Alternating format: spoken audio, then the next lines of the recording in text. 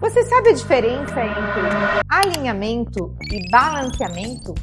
E mais importante, você sabe quando o seu carro precisa deles? Alinhamento é a geometria das rodas. Seu carro está puxando para um lado, pode ser sinal de desalinhamento das rodas. E o balanceamento? Sentir o seu volante tremendo quando está em alta velocidade?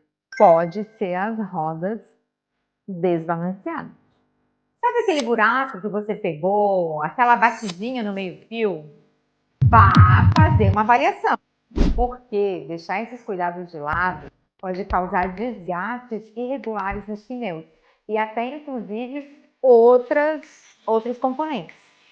E não, você não precisa entender de mecânica, mas precisa saber o básico, pelo menos para perguntar e conseguir tomar suas decisões. Porque informação traz segurança. E aqui na Eletrovel a gente acredita nisso.